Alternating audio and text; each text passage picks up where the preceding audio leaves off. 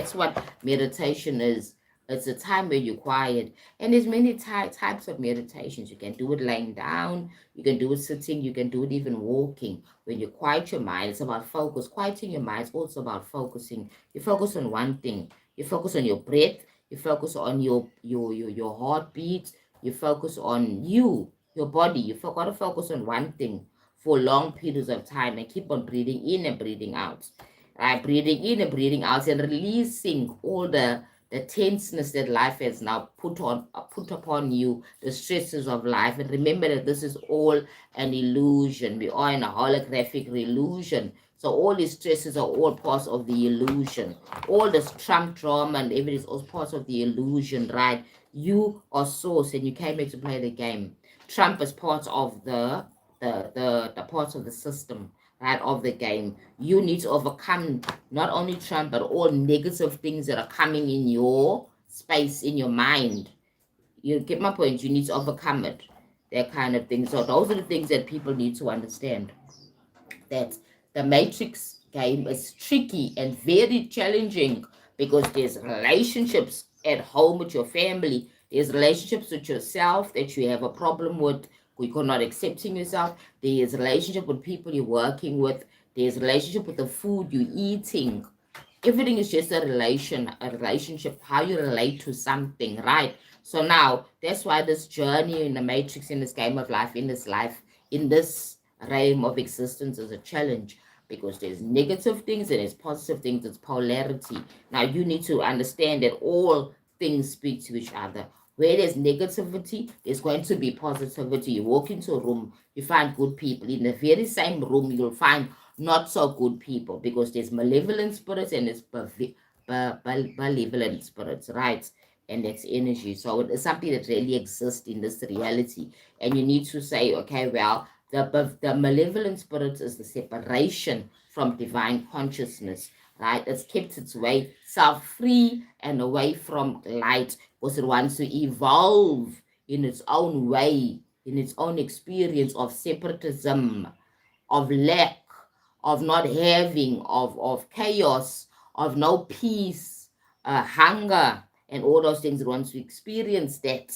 However, as I said in my previous life, that the darkness will always come back and find the light because after all, it realizes that yes, I am the light, and the light is the only truth and reality. And the light is love, it's joy, it's peace, it's wellness, it's togetherness, it's oneness, right?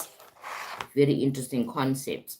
Then energy alignment. So once you have now done the meditation, you're now connected to the universe, connected to nature, connected to yourself and your higher self. You're now practicing appreciation and love. You are breathing properly. You're eating properly. You're now honoring your temple. You're now moving your body and doing certain exercises and all those things. Now, these are physical things and also energetic things. You now begin to have your heart coherence corrected. Now you connected with your heart. Your heart is open. You accept yourself. It can take a long time to get to that point. It can take you a short time, depending on where you are and also your frequency and how determined you are to experience difference in this reality. How determined you are to feel more love and peace in your life, how determined you are to understand this reality and live and step out of the matrix. You see how Neo in the movie they speak about violence, there's fighting and all those things, right? But in reality, it doesn't happen like that. Your awakening is not linked to you fighting physical beings. Your awakening is linked to you fighting yourself. Your shortcomings, your weakness is not really fighting, but addressing them and correcting them, right? Knowing and understanding that you are divine consciousness having a human experience, okay? A human experience has dropped your frequency down. Your human experience has dropped your frequency down. You need to raise your frequency up, right? For you to understand that you came here for the evolution of your soul, evolution of you. Your soul is using you, the avatar, right, to experience the game. But your soul is always there. Your higher self is always there to help and guide you, right? So now, when you have an awakening, it's about you, the avatar, the physical body, the I identity, right? Understanding that you have a higher connection, that you have for a certain purpose, not just to live go to school, get a job, get children, get married, and then work most of your life, 40 years, whatever it is, and then you just now die.